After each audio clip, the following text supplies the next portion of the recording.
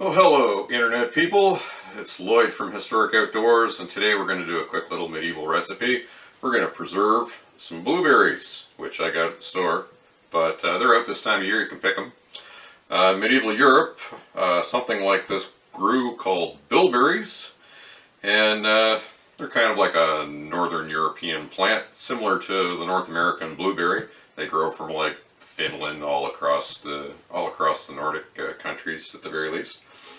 And there's a little bit of confusion, I guess, with blueberries and bilberries. Apparently the ancient Norse word for bilberry was like blawberry or something, which meant blueberries. But pretty easy. Basically all we're going to do is we're going to take our blueberries and we're going to cover them in honey. And I'm just going to put them in mason jars.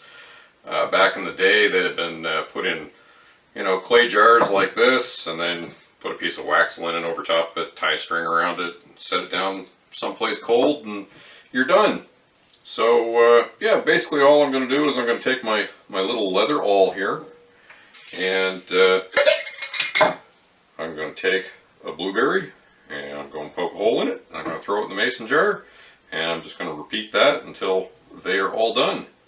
And then, when they're all done, I'm going to pour honey on it and put it someplace cold. So, I could put this out in my porch, starting to get cooler, or I could put it in the fridge because I live in 2021 and not 1321. So, yeah, just anything that you got. You got a needle, you got a stick, you got a thorn, anything you got, you can poke a hole in it.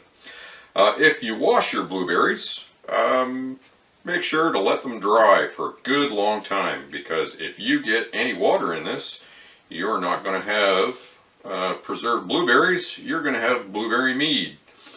If you want blueberry mead, after you've preserved them, well, there's no problem. After this is a month or two old, take it out and dump it in a bucket of water and pitch in some yeast, or let the wild yeast on the blueberries ferment it. And in a couple days, you'll have mead. So yeah, not much to this. I'm just poking holes in berries. You can also do strawberries the same way. And this is some that I've done. Basically cut the tops off them, chop them into quarters, pour honey over them. There's another technique where they kind of made a jam. Jams were pretty popular in the medieval era for like medicines. So you take the strawberries and you would mash them up in a mortar and pestle and mix them with honey.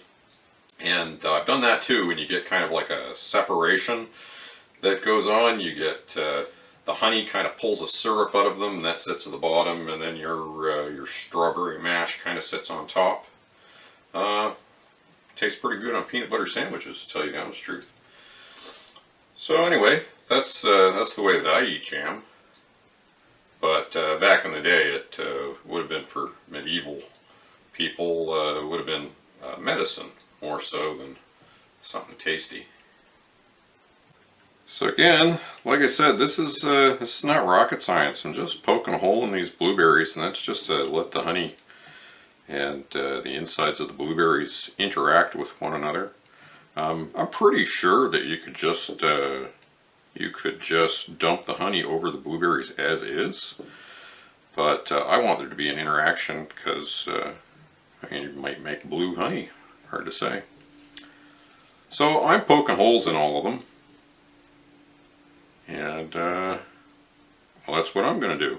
But I suppose you wouldn't have to do this if you don't want to. You can do 2 at a time here. Look at that. Look at that. I can do 3 at a time. Lots of skills here. So a pint of blueberries here. Again, if you're in Europe and you're being historically correct, you'd use European bilberries. But this time of year you can get these for $2.50, and a pint will fill up one of these 500 ml mason jars. And now I'm just gonna dump honey over top of that, and it might take a while for it to all filter down in there. The smart way to do this, I guess, would be to heat up your honey in a double boiler so it doesn't run over like mine does. Yeah, berries are gonna go down to the bottom and air bubbles are going to come up to the top, so I got to let this sit. So with our 2 jars of blueberries here, my second one, I heated the honey up just a little tiny bit, and I layered it. I put a layer of blueberries and a layer of honey, and a layer of blueberries and a layer of honey. And that seems to be working a little bit better. You don't have that overflow problem there I had with the first one, but hey, you don't know these things till you try.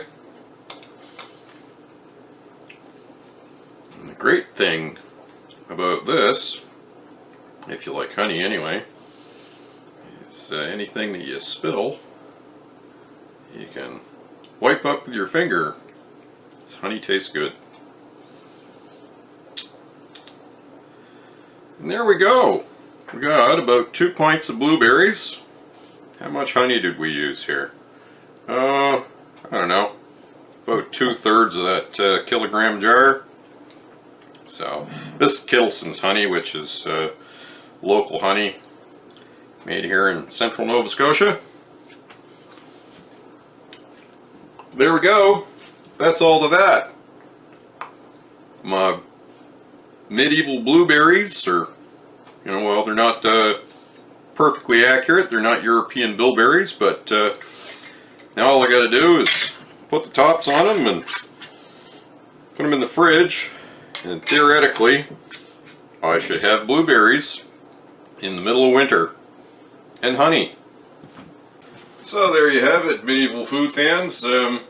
This one here worked out 100%. That's where I layered the berries. I should have done that because that's what I did with the strawberries, but I just got in a rush. So this one here, I'm going to have to let it set.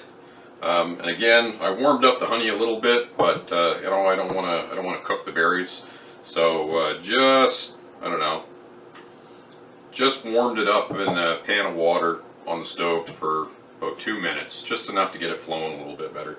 So in this one here, when the honey starts to sink down and I got an air gap there, I will just top that up, and bang, all done.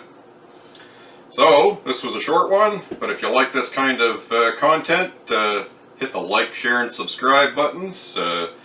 Let me know what you think down in the comments. I always like the comments. On a small enough channel, I can pretty much get back to everybody, or at least send you a thumbs up or whatever. And as always, if you don't like this kind of content, share it with your enemies. I will punish them for free.